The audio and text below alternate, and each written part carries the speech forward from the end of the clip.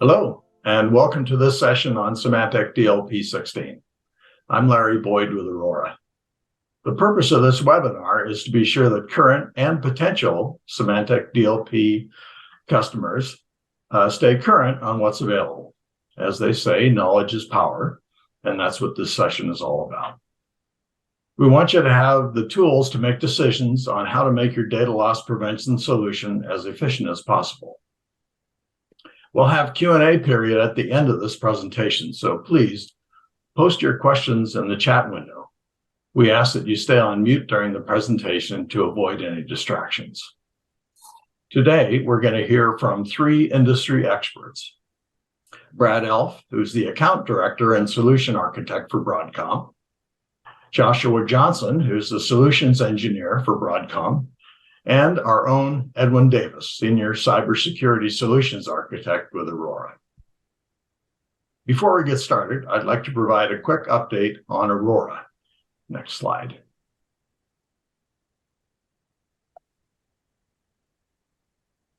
There we are. Thanks, Brad. Starting last year, there have been some significant changes to our organization.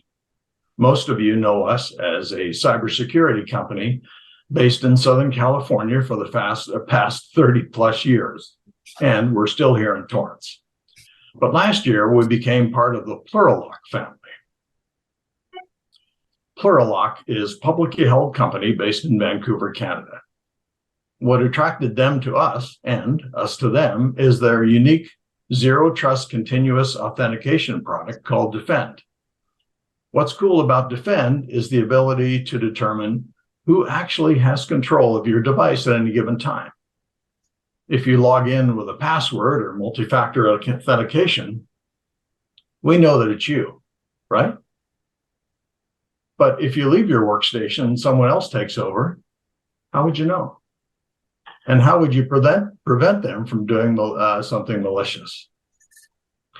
Defend can tell if it's not you based on biometrics.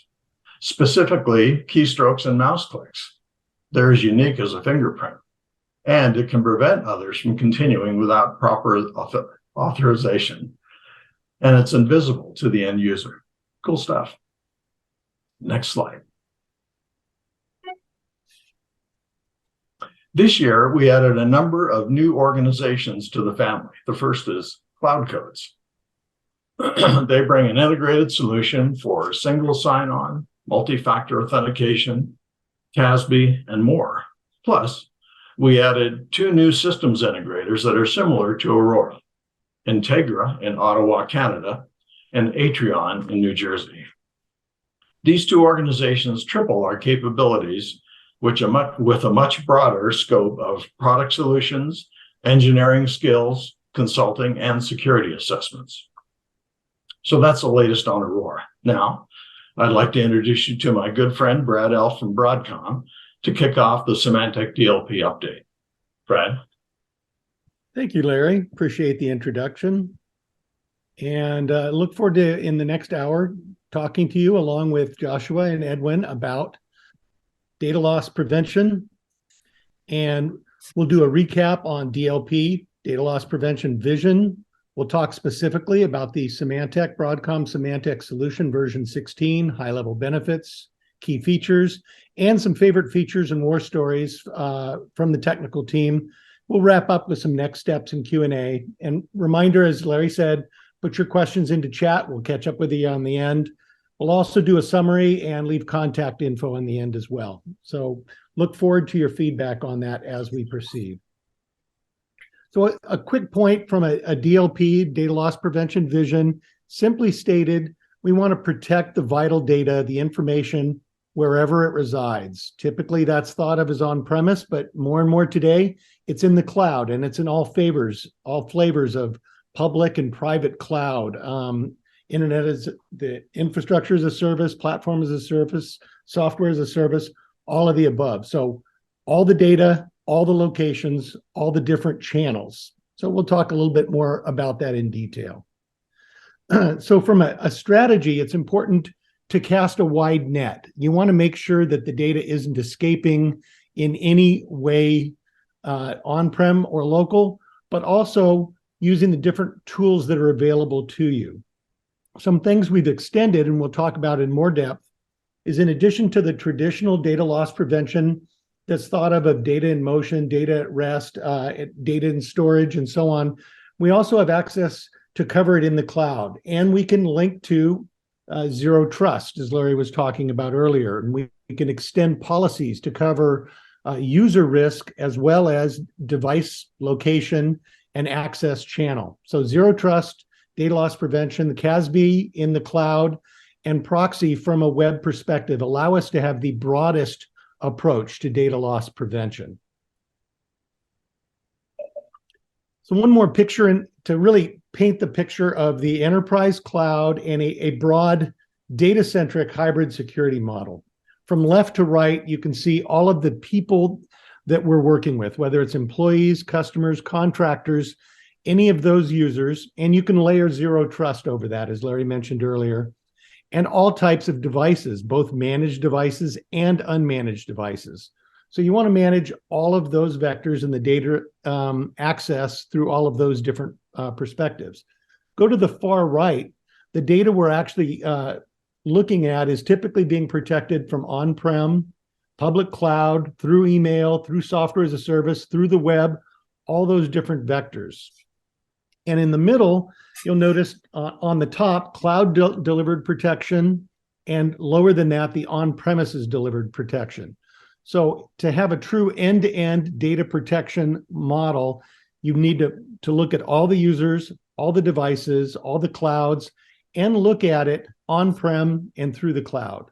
And look at it from a data protection perspective, threat, entity behavior and risk, extended detection and response, and a global intelligence network. And bottoms up, why are we doing this? We're doing it for compliance. There are security reasons that you need to satisfy auditors and audit requests. You need to mediate risks in your organization, or you just need to improve your PII, PHI, intellectual property protection. Nowadays, the big thing is enabling remote work. So extending this to the cloud, unmanaged devices, and enabling remote work transparently, and removing the threats or reducing the threats for data and threat from security everywhere. So that's a good model to sort of paint the picture that we're going to be talking about data loss prevention on top of this. I'll pause at this point. Any comments, Joshua or Edwin, at this time? No, I think that was covered very well. So yeah, that was awesome. And it really illustrates that the Symantec ecosystem really can address many different parts of security challenges that companies may have today. We can provide the full SASE stack. We can go into that deeper, but there are a lot of challenges with the huge prevalence of remote workers nowadays. You really need to adopt that zero trust model. You need to be constantly verifying that the users are who you think they are, and that they do have access to the services, to the data, to all of these things that they are accessing. You have to be constantly verifying that as part of the zero trust model. And Symantec DLP really is one of the cornerstones of Symantec's implementation of the zero trust model. We integrate with a whole stack of products to do that, but DLP and as well as network protection and threat protection are really the cornerstones of that model from a Symantec and Broadcom software perspective. Thanks, Joshua. So let's take a look at DLP 16 itself. There's been a number of major functionalities in the latest 15 releases. 16 is a new architecture. It's actually been an extended beta test at a lot of our largest customers for a long time. And a lot of these features are on their behalf of our enterprise customers, features that have been asked for a while. So there's some really good stuff here in 16, some pent-up demand, and new features that put us even further ahead in terms of the simplicity and the breadth and the functionality within the solution. So we'll go through a bullet perspective and spend a little bit more time in following slides as well. But we've extended the support to be deeper on the non-Windows platforms. We've already been very deep on Windows. We're going to extend our capabilities on the Mac and Linux platforms. We'll talk about that. We've extended remote device capabilities, and we've sped up our fast file scanning and our regex capability so we can cover more threat vectors and we can scale a lot faster on the same platform. And we've also simplified the administration, both in terms of consoles and agents and capabilities. So we'll talk about some of those capabilities. In addition, we've enhanced our PII, the personally identifiable information detection, and the MIP Purview, Microsoft Purview integrations for Outlook. We've already had some of that. We're extending that, including for structured data files. So you get a lot more and better data out of the box. You get fewer false negatives, fewer false positives on both of those. So a lot more accuracy out of the box with less work in terms of creating policies.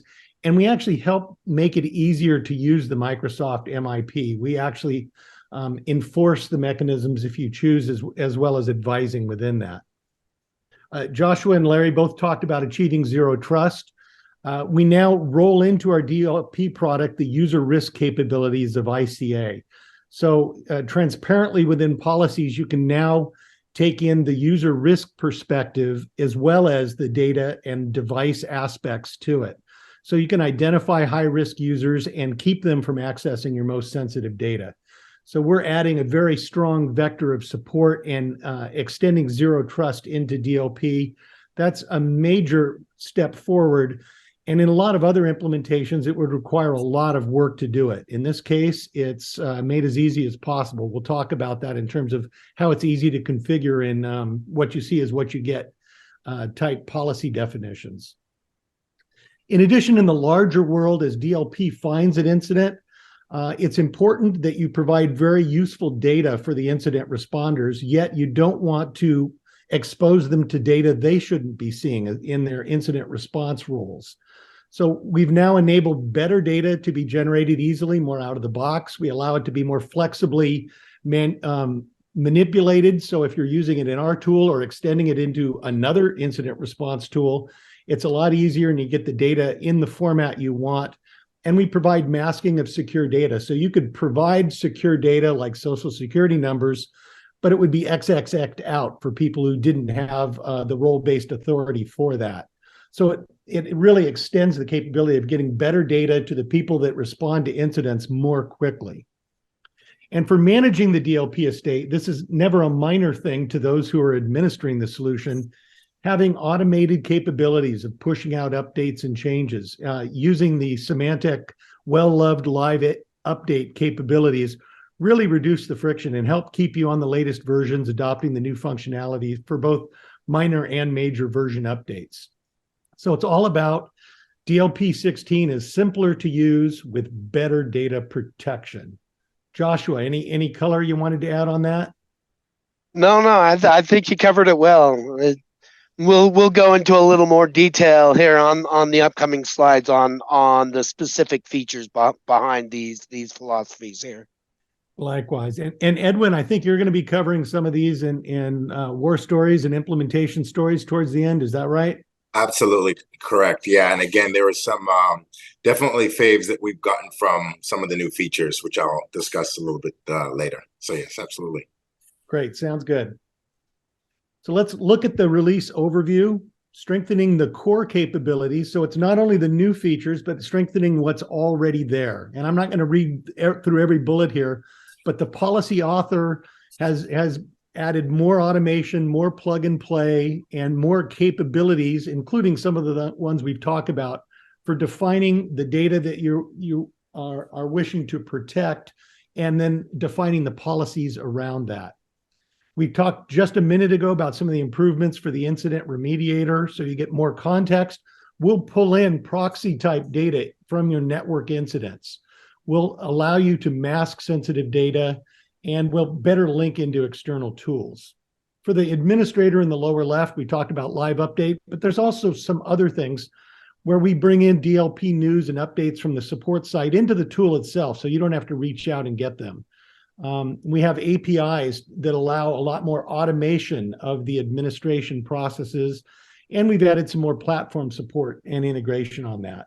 For detection improvements, we've added the user risk that we've talked about.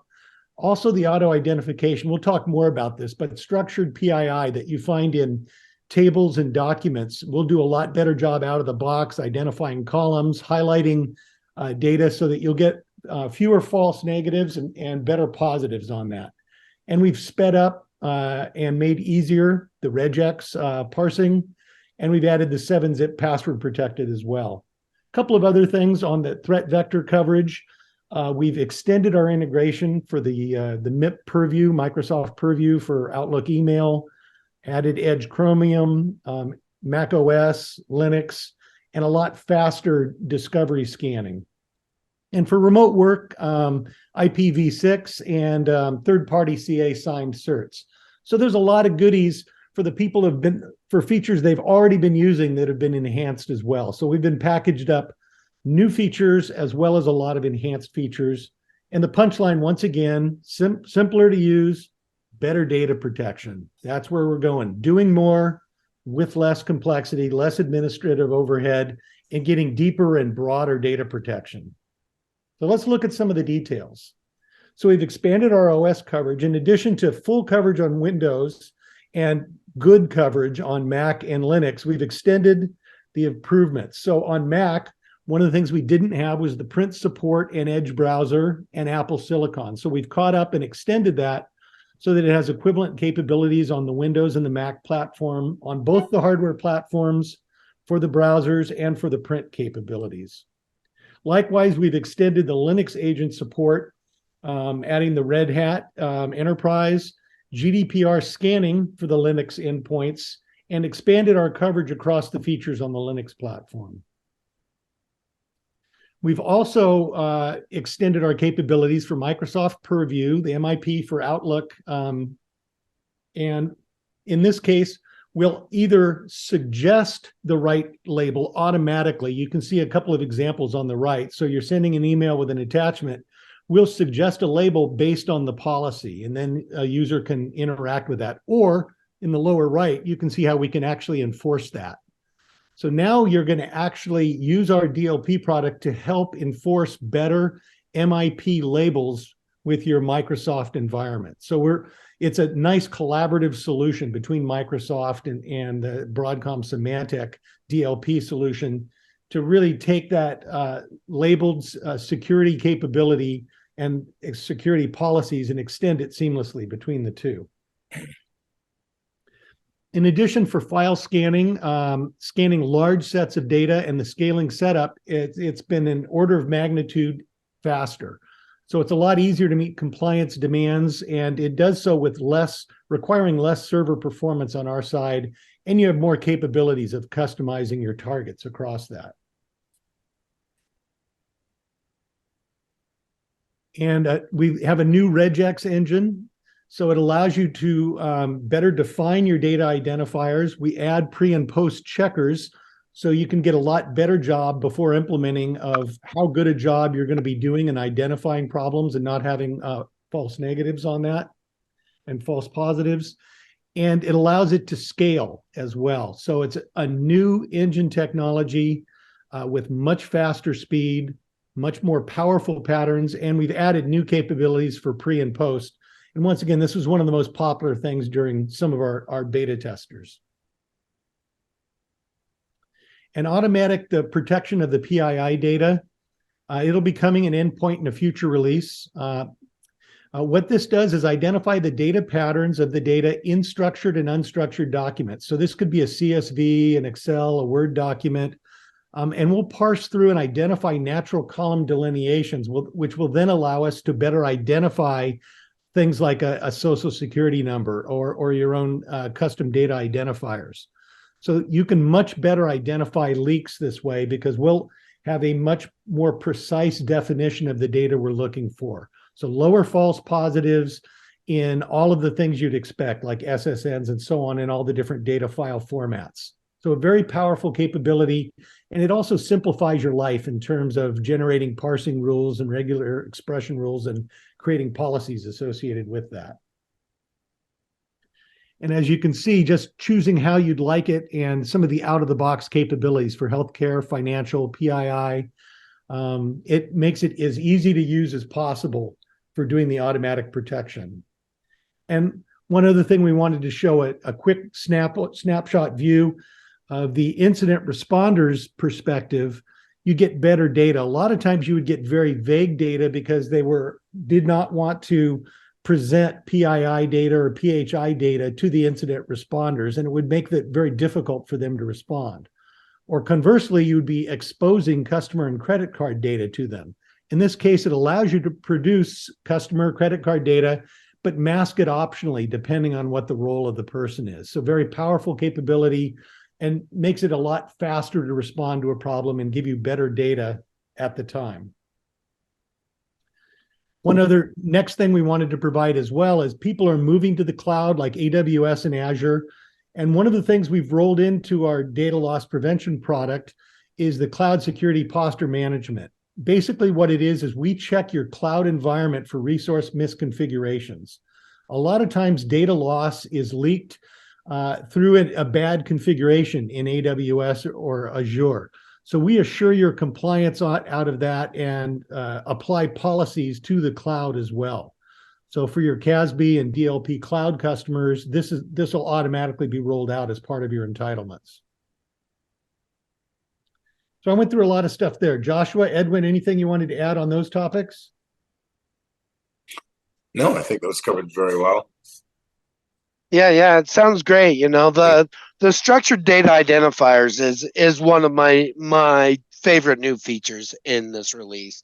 You know, the real use case behind this is you could do this kind of thing before, just creating policy rules, you know, using our regular data identifiers. You know, you could make a policy that has, you know, show me documents that have social security numbers associated with names or associated with addresses or associated with credit cards or any combination of those. But what the structured data identifiers, the real use case behind that is for the ability to hit the ground running with your DLP policies, to be able to deploy these out, you know, looking for things that are PII or looking for things that are definitely financial information. You know, basically it's building those policies for you right out of the gate for some of these common structured data types that we're looking for. You know, we think it's a really powerful feature. You know, as Brad mentioned, you know, one of our goals with this release was for ease of use of the administrator. We want you to be able to deploy policies out as quickly as possible and to keep those false positives and false negatives to a very low level. And these structured data identifiers really fit the bill for that use case. They're very powerful. They're super easy to deploy, and you know, used as like in a discover scan, it helps you find everywhere on your network or up in the cloud where you might have these kinds of documents that are just lurking and waiting to be part of a data breach, you know, and having that intel in your basket really can help guide where your DLP program needs to go, where your security professionals need to focus their efforts to be able to remediate some of these things and to help identify those business processes that may lead to data loss. So yeah, ease of use. It's a really powerful tool, and we've been getting overwhelmingly good feedback from our customers on this one. Yeah, absolutely. The only thing I would add to that too, as well, from a professional services standpoint, is that from an EDM perspective, having the structured data, that requires a little bit of lifting, on the client side that we've noticed in the past. And so definitely having this kind of canned and in there, ready to go, it really definitely helps to reduce sort of the overhead involved in kind of getting your EDM and your data sources together and so forth. And then again, there's the benefit of decreasing the false positives, right? So the closer match that you can get to the actual data itself, the better it is in the outcome. So yeah, I definitely I love this additional feature. Thanks, Edwin. And Joshua, I'll add one thing as well. We've got a Forrester report that's either out now or out soon. They really loved all the features, but this was one of the features they highlighted as well. So the Forrester team was very impressed with that. So let's take a quick look at Zero Trust. I think we've covered it a couple of times already, but suffice it to say it's important and it's very complementary to data loss prevention. So we recommend that you apply it early and you use it with your data loss prevention. And using those policies in version 16 will be a great way to go forward. We've added the IPv6 and CA certificates. So let's take a look at the risk-based DLP capabilities. So once again, extending what DLP version 15 did and adding user risk behavior scoring as part of the detection and the response for DLP. The example here is if a customer is sending a customer list to employee is sending a customer list to a partner, but has a high risk score, so a high risk behavior, then you can block it or quarantine it or have policies based on that. So how do we do that? We use the user experience behavior analysis in ICA, and we calculate a user risk score based on their history, other activities of logins. We also can incorporate proxy data. So are they hitting risky websites, for instance?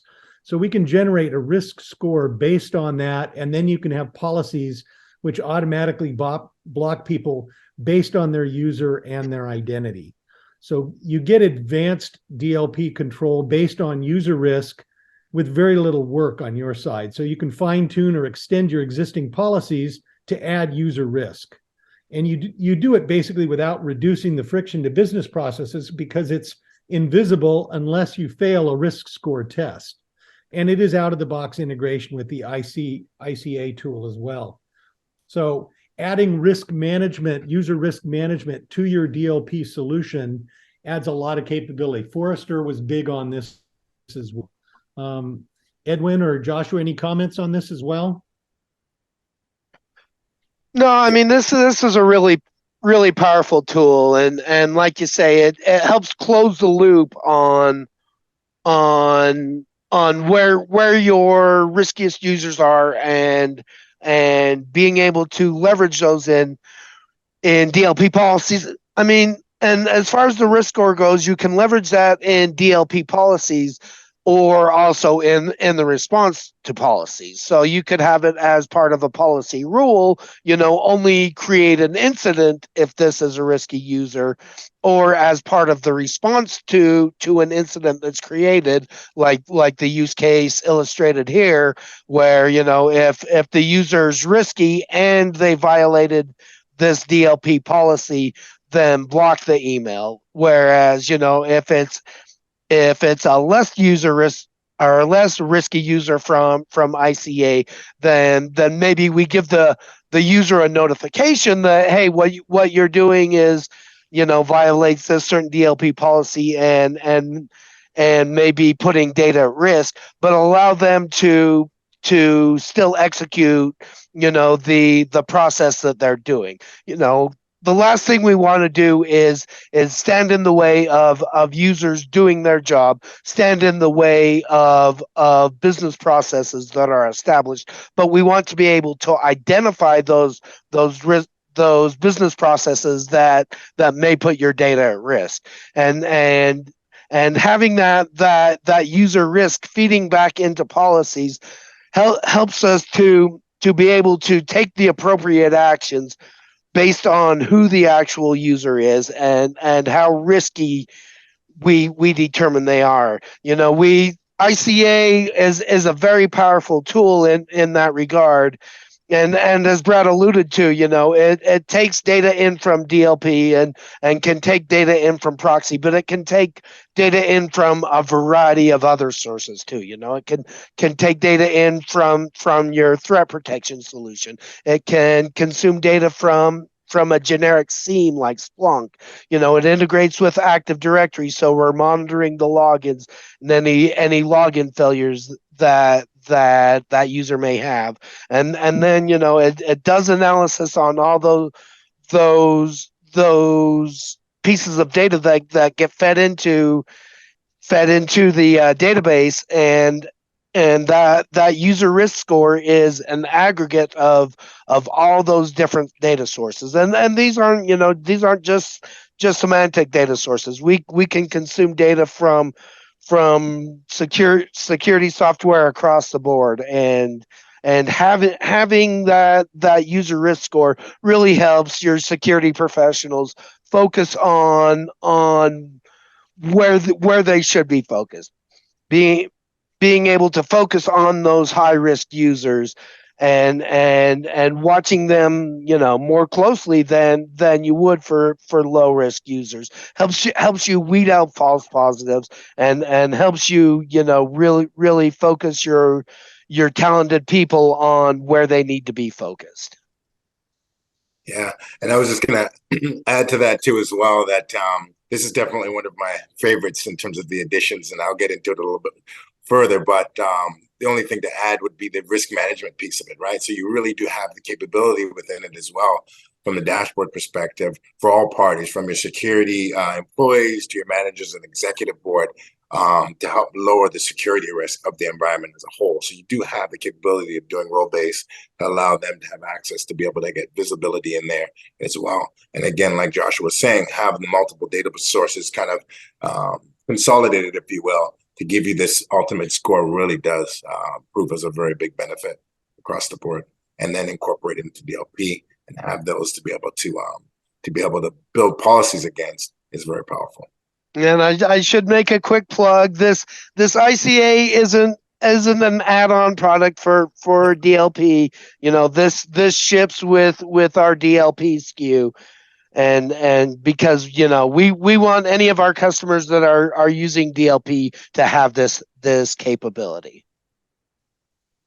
Thanks, Joshua, Edwin. Great feedback, both in terms of the function as well as the bundling on that. One other thing I'd add is it's designed in such a way to minimize the changes to business process. We're not adding new authentications. We're not adding incident response problems where people have to go out and check log files. We're building that into the process. So all you do is check a box and set a user risk score number when you're doing your policies. So the administration and policy definition is easy, yet you're incorporating potentially a whole lot of data, and you're doing it up front rather than having to handle it later on at incident response. So it's very friendly to the business process and minimizes the impact on users and business process. So it took some of the actual punchline out of this, but masking of confidential data in the snapshots. So you can see, for instance, social security numbers or other private or sensitive data. You typically are hesitant to put that in incident response snapshots because then you're distributing it to many people. What we can do is automatically, partially or fully mask the data so they can see otherwise the rest of the raw data. They can better respond to the event, but they're not being exposed to PII data associated with that. In addition, we have more flexibility in terms of controlling the incident report data and its export. So if you're integrating it with a Splunk or with any of the other solutions out there, or just into reports, you can change the columns, the order, you can filter, and you can better export the data as well. So it's once again better for the incident report process associated with that. And Joshua and Edwin touched on this a little bit earlier as well. We get better context, both for the user behavior analysis as well as for the risk profiles. So if you're using a proxy, Symantec SWG, or the web equivalents, we can pull in data, your blue coat transaction IDs, the URL categories, the threat risks the geolocation for where your users are actually getting that and filter that into the DLP incident. So you get better data for remediation, better risk data feeding in, and it's easier cross-referencing if you're responding to events. And so we've added CASB to DLP. We've added the cloud profile. We've added ICA, and we're adding these out-of-the-box integrations to endpoint and proxy. All extend the capabilities of the data loss prevention platform and an integrated solution. Anything you guys wanted to add on either of those? Good? No, it's very good. Okay, so managing it, this is pretty straightforward stuff. Live update is very popular, and we're extending it into DLP, so you can distribute binaries and then to a central point, deploy agent updates, and do them through the central console, and do it through automated distribution through live updates. So it makes an administrator's life a lot easier. It's going to put you on a more latest release, and it's going to take less work to know where you are, to track, and to update these agents. So live update, a good thing. I think Edwin will talk a little bit about that later. Joshua mentioned a little bit earlier as well. We pull data from AD, Active Directory. One of the things we do as well is user group data, and we've changed the windows on it so you can get it refreshed more often and get richer data from Active Directory on users and groups. One other thing we've added is automatic news and alert pull down. So if you're a DLP admin, we'll go out to the support site and pull in new releases, hot fixes, updates, platform support, etc. So you get the news and alerts within the Enforce console itself. Nice feature. You don't have to subscribe or go out to the support portal to get your data on that. We've also added better system telemetry. So if you're doing use cases with support or just doing your own troubleshooting, you get a lot more data to understand your actual deployment. So the number of profiles, policies, policy groups, incident metrics, and so on. A lot of times you're asked by upper management or executives for these sort of data, or you need it for your support calls. It's a lot easier. We're putting that instrumentation and telemetry built in. So a better customer support experience and better insight into the actual DLP deployment. There's new APIs based on REST web services, so you can do deep integrations, and it allows you to automate and script things in terms of user management and role management that used to not be visible before. So now if you have policies that you do through an automated scripting mechanism, you can start doing the same thing for DLP that you might be using for some of your other ERP or other systems. And in addition, there's APIs around your policy and response rules as well. So rather than going just through the user interface, which is very powerful, cloud-based, we're unifying all of that. We're also extending the capability so you can do remote APIs and web services calls to manage this. So let me simplify.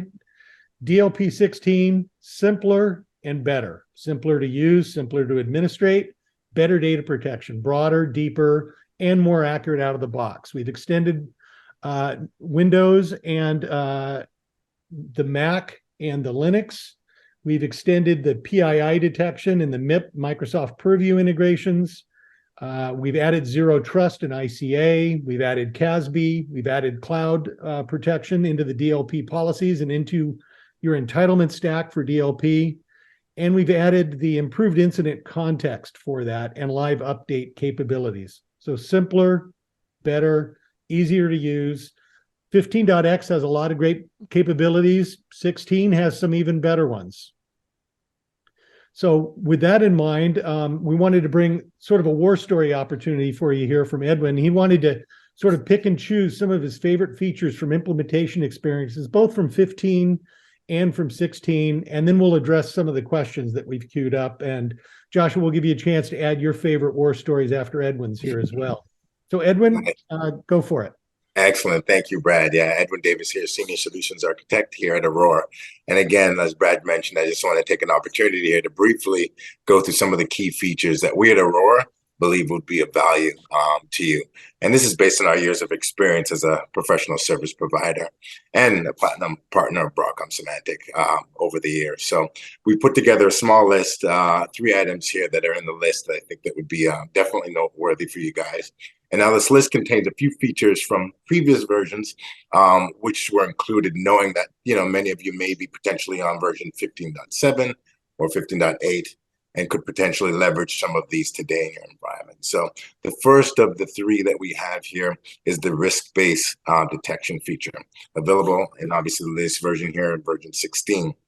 This latest version of 16 by Broadcom was really adding this risk-based detection feature in an effort to help clients really support that ZTA standard, right? And the risk-based score is part of the detection and response components within the solution, as Brad had mentioned earlier. And how this works really is it requires the implementation of ICA, the information-centric analytics solution, which many of you may or may not be familiar with. Was a solution developed way back by Bay Dynamics and was called Risk Fabric originally, and became part of the Broadcom Symantec portfolio under the new name ICA after the acquisition of Bay Dynamics. I think it was back in 2020. And so how it really works really is that the ICA is continuously calculates the user risk score and does so based on the user's or DLP incident history, along with other activities, as Brad had mentioned.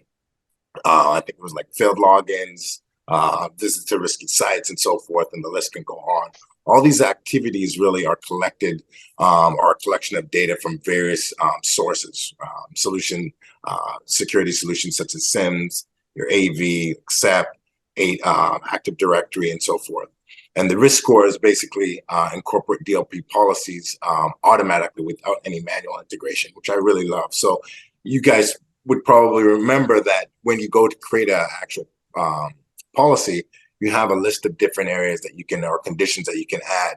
And one of them now under the, I believe it's the contrast or context, I should say, is where you have this new additional piece that's in there, which is awesome, right? You can actually just click in it as you're creating your profile, and boom, you have that available to you to provide, that rule within the DLP policy from that portion. And then you also have the response rule piece where you can go in and take action based on the risk score to do various things. Just as Brad mentioned before, if the risk score is higher, then you can obviously take a more aggressive approach to protecting your data. And so the benefits, as he mentioned before, essentially to provide an effective way for risk management, which I really love. Allows you to be able to act on malicious users potentially who are related to several events instead of just having individual events, right? So you're able to collectively do that sort of holistically. And then you gain advantage, obviously, with the control of that from the user risks. And then you can tune your DLP policies, become less friction, or reduce the friction, I should say, instead of your business processes by being able to add that component. So the second one I have on my list here is a live update, available with version 15.7. Just keep me honest on that. So it was previously available, but again, we noted this just because it's just a great feature that I think they incorporated, which came from the SEP days, really essentially with having a Symantec Live Update Administrator, which really is an enterprise web application that lets you manage Symantec updates on multiple internal live update servers. And so I think the latest version, and correct me if I'm wrong, guys, I think it's 2.3.11 is the latest version. And basically, you would download the updates from our external site to the internal live update administrator, which is actually called a distribution center. And so within DLP, basically what you'd have is a bunch of binaries that are uploaded automatically by Broadcom to the live update servers. And then once you download it and install the latest version of Live Update Administrator, the administrator basically configures the agent to the respective distribution center within the Enforce console, which I think is awesome, right? You just go to the agent configuration and you can do it there. And then the agent downloads the update, which is wonderful. And then you also post installation of the update. The admin now is able to track that agent upgrade and check the versions through the Enforce console. So definitely a really big benefit there for being able to deploy agents. It was definitely a pain point that I've noticed for some of the clients in the past to have to build a package, then send it through their distribution software, whatever they're using, SCCM, and then push it back out. So this, I think, is definitely a very big plus in the way of updating agents. Last one but not least, I had the content detection for OCR in the cloud, which is available in version 15.8, and obviously the latest version as well. I was involved actually in the beta testing of this new feature as a platinum partner of Broadcom Symantec, and the email component of this for the cloud detection service for email, which was great. And so this component, right, this feature basically offers the same capabilities as you would have on premise for OCR, but it's hosted by Symantec. And the OCR service are available to all DLP customers with existing detections and existing Broadcom secure logins. And again, Brad and Joshua, keep me honest on that one, through the CMP, which is the Cloud Management Portal. And so the OCR really gives you the capabilities of extracting text from images and from PDF. So basically, you'd be able to inspect those, and enables you to use the pre-existing text-based detection rules on its content, but extract that information as it enters the actual detection chain, and processes identical to how it would do for the conventional extraction of text that you would be used to in the past. And the OCR cloud itself is very easy to set up. Obviously, in this particular situation with cloud, you don't actually physically have to stand anything up at all. It's really, like I said, just purchasing that piece and then having that added on once you have the cloud detection service piece that I mentioned earlier. And so that's definitely a benefit. The incident snapshots for OCR on the cloud too, I thought were really well implemented as a new feature and available in the Enforce console as you would expect. And the snapshot is similar to the conventional ones. You have a small little icon that would dictate a small little cloud icon to indicate that this came from an OCR inspection or detection from the cloud as a little thumbnail image, which I think is very handy. Okay, and then that's pretty much it for our favorite three things that, like I said, from a professional standpoint, that I think would definitely be something that you guys would be able to leverage, and we found very useful on our end internally. And now I was going to move on to the question and answer portion of the webinar. Well, quick opportunity here, Joshua. You got any war stories you wanted to add? No, I'll give a couple of clarifications on Edwin's though. Live update, we added the functionality in DLP 15.7, but we've been doing a sort of staged approach for the live update. For 15.7, it's able to deploy out hot fixes to the agents.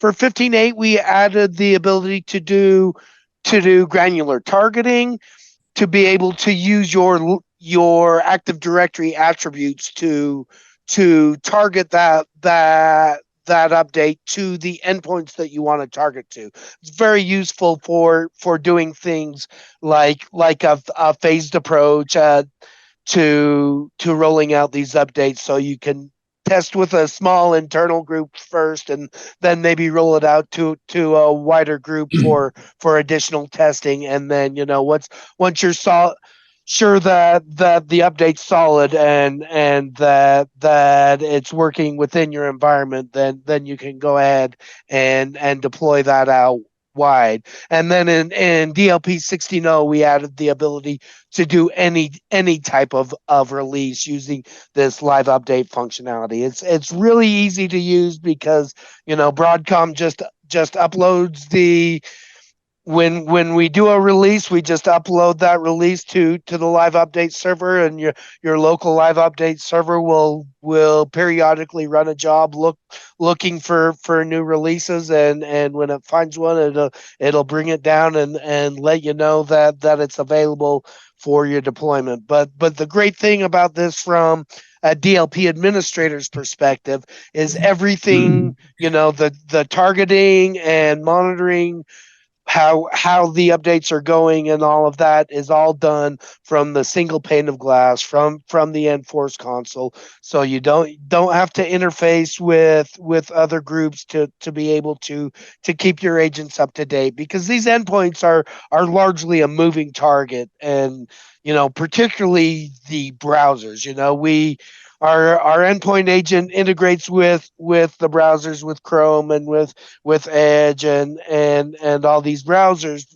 pretty low level, and the browsers get changed a lot. They release a lot of updates, and so we want to give the DLP administrators the tools that they need to keep those agents up to date. We don't want you to miss out on functionality because it's hard to deploy an update, and that's really the philosophy behind that live update. And again, with the OCR in the cloud, that we've for quite a while have had that capability on prem, but we're seeing a lot of our customers, a lot of their data is residing up in the cloud these days. A lot of the data is flowing over these cloud channels, and we wanted to make sure that we didn't have a gap in the coverage there. And compared to OCR on-prem, OCR in the cloud is insanely easy to configure. It's just a checkbox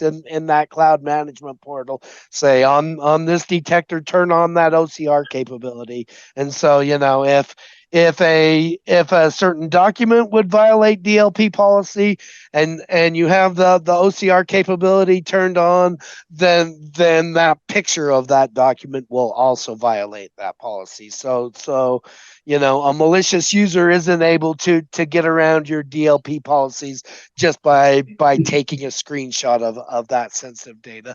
Another thing I wanted to highlight in the DLP 16.0 release and some of the past releases is performance. Our development team is very sensitive to performance, both because we want the solution to perform as fast as possible, obviously, but also just the data sets that our customers are handling are just getting larger all the time, and they're residing in different places. They're residing in the cloud, or they're residing in user driven data sources, things like Jira or Confluence, something that users may be uploading sensitive data to. And so we've made quite a few changes just to address performance. I think Brad mentioned the new high-speed file scanner we have for Discover scans. On-prem file shares are just getting bigger all the time, so we wanted the greatest possible performance for that. And so our dev team rewrote the file scanning engine from the ground up and re-architected the way that we can use multiple servers to scan large file shares, just with an eye towards performance. We want you to be able to discover where that data is on your network. Similarly with the new regular expression engine in DLP 16, that was written with an eye towards performance. We want the greatest possible performance because feedback from our customers shows that a lot of policies rely on regular expressions, and so we want the best possible performance for that. In DLP 15.8, we added a brand new, written from the ground up engine for parsing Office XML documents, since again the feedback from our customers has shown that a large part of the documents that we're handling and applying DLP policy to are these Office XML documents, and we wanted the greatest possible performance for that, and so we rewrote the engine to parse those documents out for DLP policy scanning from the ground up, just so we have the best possible performance. So yeah, I mean that's really been my highlights in the last couple of releases. We've got the performance where you need it. We're making it simpler to use, and we're giving you overall better data protection. Thanks, Josh. Hey, appreciate the clarification, and thanks to Brad, Edwin, and you, Josh, for a great presentation. We've only got a couple of minutes left here, so I want to just try and hit on a couple of questions that we had come in. And in the meantime, Brad, because we are short on time, maybe you can just advance to the next slide so that we have time for people to see our contact information. So number one question, Edwin, can confidential data be protected when endpoints are not connected to the corporate network? Yes, the answer to that is yes. Yeah. So there's a manual and an automated process for determining this, and it's done through the system agent endpoint location piece in the DLP Enforce console. The preferred method and the default method for me usually is to use the automated method to determine if the endpoint location is on or not, and where the DLP basically does the work based on the agent's connection to the endpoint detection server. And so if the DLP agent is connected to the endpoint detection server, it will deem it as being on network. Otherwise, if it's disconnected, this would mean that the agent's been disconnected. I think they use the word ungracefully, actually, in some of the documentation to the endpoint detection server. That would be deemed as being off the corporate network. In addition to that, you also have the agent configuration piece in there where you can actually check an option for it being off or on. Potentially, if you wanted to modify agent configurations as such. Okay. Does DLP 16 protect cloud-based data? Yeah, I don't know if Josh, anybody wants to take that, I can take that for sure. And it does. CloudSock is basically the way that DLP has been able to leverage the DLP policies, which you've defined on the Enforce server to extend. Obviously, there's been a massive adoption of cloud applications, and that has enabled organizations to be able to securely do so with the CloudSock component as an add-in that would tie back into the Enforce console. So yes, it does have. Thank you. And by the way, Larry, that is included in the DLP cloud entitlements. It used to be a separate product. It's now part I've of been tracking those. Awesome, which is great. Yeah, I'm glad they did that. Thanks. Well, we're out of time. Thanks, everyone. I appreciate the presenters today. It was a great session. For all those attending here, here's our contact information. If you have a question about anything we covered today, please get a hold of us, and we will also send you a link to this presentation in case you want to view it again later or share it with other people in your organization. So thanks for joining us today, and we look forward to seeing you next time. And thanks, everyone here. Thank you, everyone. Yes.